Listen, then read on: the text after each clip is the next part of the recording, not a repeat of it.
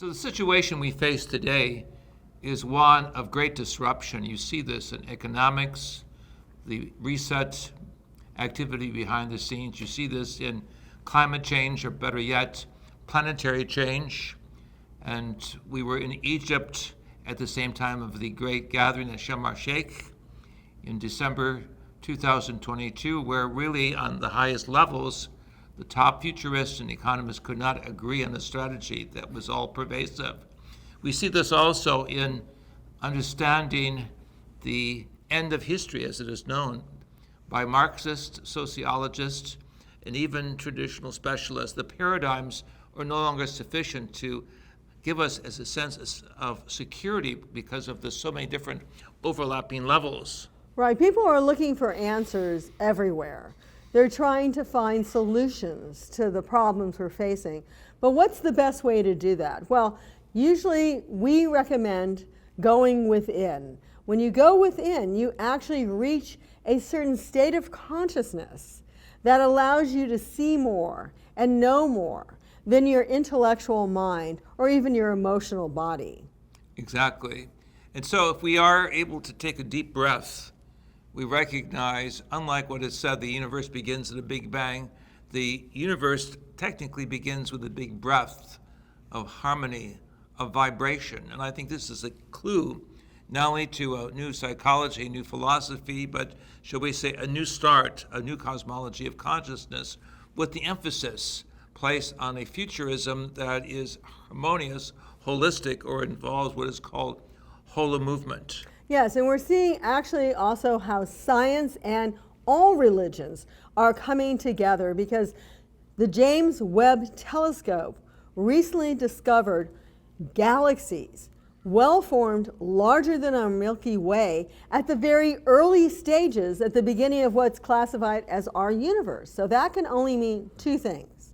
One, we have the wrong date for the formation of our universe, or two, there's a cosmic design, a cosmic geometry. So it's not a bang where everything is in chaos and through dark stages and inflation and then finally comes to where we are. It may be more like the Mayans had understood, that with the lady cloth weaver, who literally brought together as an aspect of the divine creative power all life forms. The indigenous people of North America also talked about Spider Woman.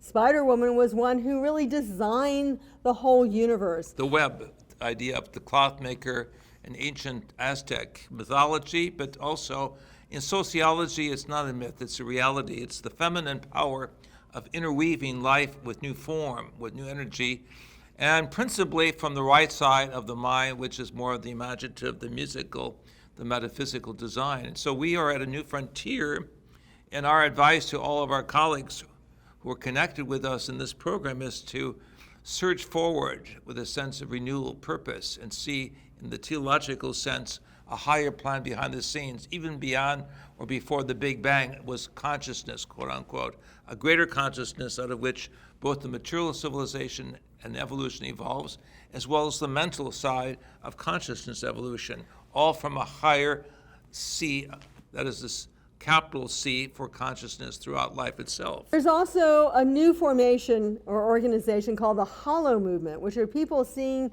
how it's important that we come together. And this is based on the idea of the Implicate order of David Bohm. He was an American-British physicist, quantum with physicist. Einstein, but also he worked with the great Indian sage, And Krishnamurti. he understood that there is some sort of creative organization behind everything. And then it manifests. And we're part of that manifestation as the Explicate order. And so this puts all things in a different perspective. When you go away from the chaos and you go away from the, we'll say, the unfolding nothingness into the somethingness of creative power and organization, you see that there's a consciousness mind, which we're all sharing in, behind everything. And that gives us influence and empowerment. That's key, because oftentimes you see things happening in another part of the world and you say, oh, I can't do anything about that. Our work with remote viewing actually shows that we can put energy into the consciousness field and we can make a difference in areas of the world. We did this in the 1970s when Henry Kissinger was going around trying to make a peace plan. We actually got together and sent energy with a group of people throughout the world. And including members of President Kennedy's cabinet who were retired, to see if mind over matter did work. And so we did remote viewing, remote communication to colleagues in the Middle East who were able to pick up, as it were, a psychic television screen that showed movements of those who were prone to violence, and the idea to move that mindset into accommodation and balance. We had an engineer with us who was very top-notch and worked with, as Dr. Hurtak said, J.F. Kennedy's task force, and he literally in his meditation saw the dismantling of weaponry. And we believe that all of this and all of us, not just what happened in the past, but what can happen in the present, can make a difference. We've done this with weather, we've done this with hurricanes. You can empower yourself to tap into those fields of energy and literally shift them. So the bottom line here is not a gradualism of evolution, but a quantum change that can happen. And so we're suggesting that the rise of human civilization doesn't take millions of years if consciousness is involved from higher states of origin. In fact, quantum change through consciousness is the hidden variable for great transitions that violate statistical mappings over millions of years. Now, we as a humanity are waking up to the reality of what I will call cosmic cultures on our doorstep who can influence us and bypass negative or deadly scenarios of having to go through millions of years of planetary destruction. To the contrary, we can go into co-creative construction by downloading consciousness insights that we need to work collectively through holomovement or holistic design of those who want to have a positive future as opposed to simply seeing a negative return to the beginnings. Well, if you take an understanding that there is a consciousness field, the consciousness itself is not housed exclusively in the mind, but the mind is more like a sender and a receiver from this consciousness field. You realize we can put positive energy into the field, and that actually changes the field. If we can project it to a particular place, that's even better, but regardless, we can change the consciousness milieu of the entire environment that we live in. And this was also shown connected with Stanford Research Institute and our friends Russell Targ, Harold Pudov, Ingo Swann, and many, many others. Including the late Elizabeth Rauscher, one of the great, quote-unquote, female mathematicians and physicists who co-authored this book entitled Mind Dynamics in Space and Time, where we can override linear scenarios and go to the source, see things at a distance with problem-solving insights, or actually look under the ground and see archaeological wonders of the past without having to dig through the crust of the earth that might take upwards of 25 years. We can do this in milliseconds of the mind. The new mind, we would call it the mind of higher divine consciousness that the ancient sutras in India and Tibet speak of, or the ancient Judeo-Christian mystical scriptures speak of, which is the putting on of higher consciousness. Yes. And when Stanford Research Institute was seeking funding, they did an experiment where they sent their remote viewers, and some of these were not professionals, into a national security agency area in the Virginias. And they were able to go inside the file cabinets and get top secret names and reveal them back to the CIA, which in turn gave them millions of dollars for their research because they were accurate. Well, of course, we don't have to do that, but we can use this remote viewing for sending peace to other places in the world. There's also ideas of remote healing and even just finding your keys when you lose them. So this is just something that empowers us as a species to be able to do more, to help more, to literally say we can make a difference and not stand on the wayside and wait for all these changes to take place and do nothing. So this is the definition of what we call at the Academy for Future Science, new being, that we are here, we are experiential, we are capable of seeing the larger track of experience throughout the universe and realize that the universe itself is friendlily disposed or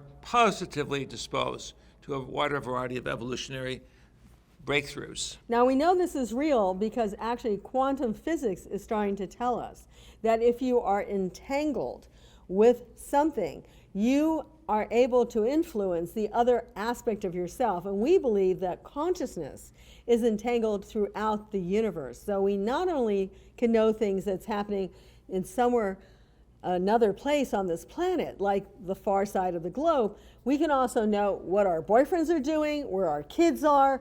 All these things are possibilities. And Ingo Swann even told us in 1973, when he remote viewed Jupiter, that he said, hey, when I was there looking at Jupiter, and obviously he's sitting here on planet Earth, he saw a ring around Jupiter. And we said, you know, there's rings around Saturn, there may be some other rings somewhere else, but we don't see a ring around Jupiter from here.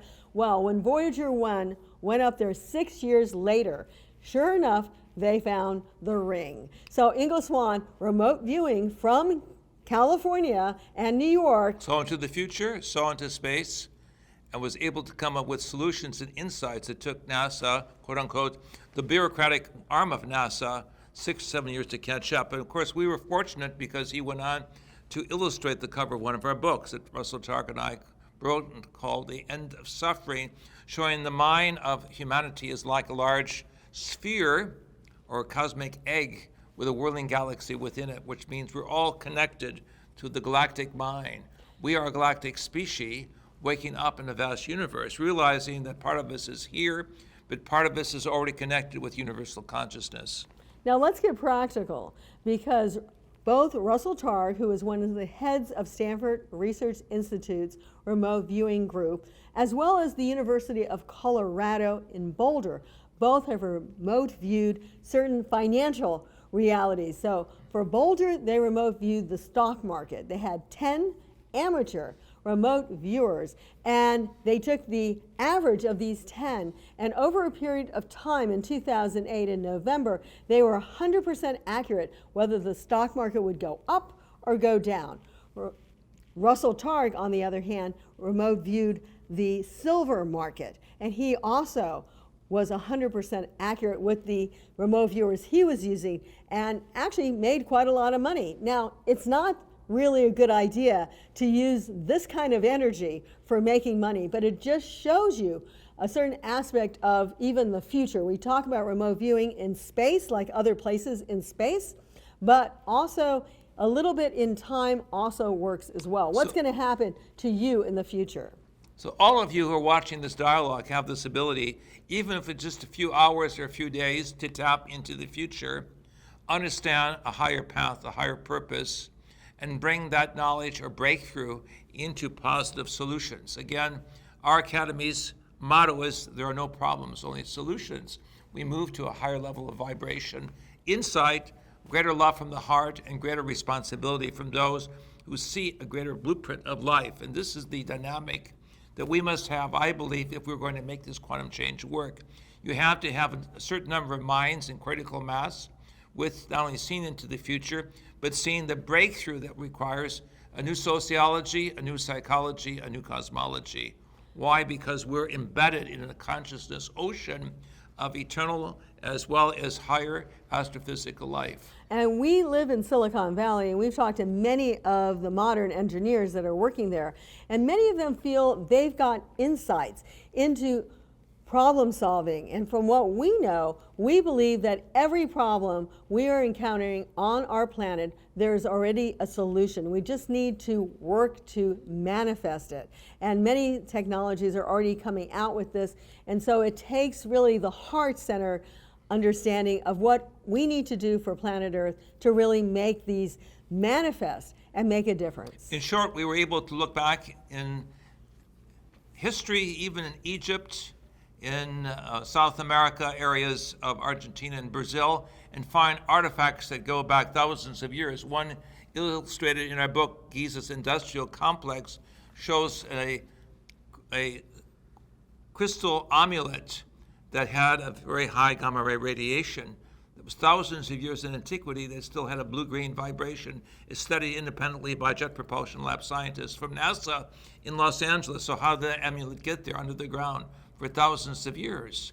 We know of other archaeologists and discoverers who use remote sensing, remote viewing together in tandem to locate information that was buried deeply within the jungles of South America, or for that matter, in the mountains of Switzerland and India. Again, we were suddenly realizing that we are a part of layerings or strata of different levels of civilizations. Thus, the bottom line here is the techniques of higher consciousness with the gift of remote viewing can help us resolve problems, investigate the past, and prepare us for future changes. Quantum change, with a positive overview, will lead us, I believe, into a new harmonic.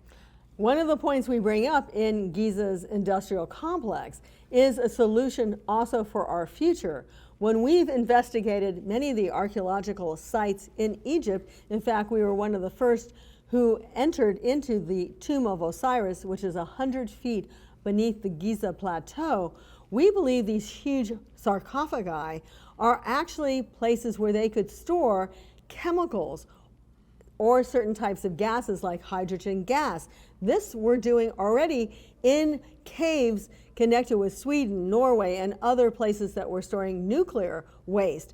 So how did the ancient Egyptians continue to do what they did, making amazing monuments and even underground structures without seeing any soot on the ceiling? We believe, like the Dendera light bulb shows us, that they had unique gases. How do you make gas? Well, they had salt water and they had fresh water. They could have created saltwater batteries, which we're just beginning to do today. And that would give us sufficient energy, clean, green energy that could be used. With sun, with water, we can also implement hydrogen type gases to save our future. So with remote viewing and remote sensing being radar, remote viewing being the power of the mind without use of technology, we can harness the past and the future. We can look back to the beginnings beyond the Old Testament and to the future beyond the predictions and prophecies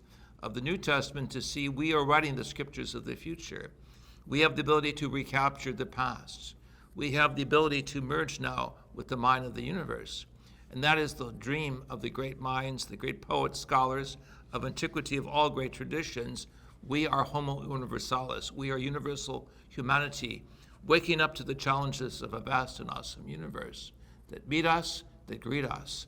Not with destruction scenarios, yes, they're there, but with construction scenarios. They are there, and they have always been there for those who have taken the higher path. I am Dr. J.J. Hurtak, social scientist, futurist. And I'm Dr. Desiree Hurtak. We represent the Academy for Future Science, an international NGO working in more than 30 countries.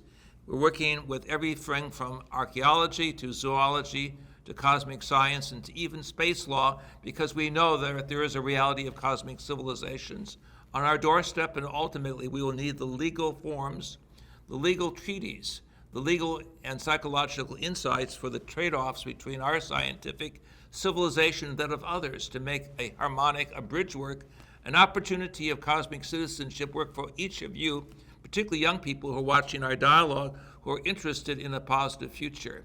With this in mind, we will always be interested in being the light as way showers to the future. And there's no information you can't get from that higher consciousness field. Just reach up to it.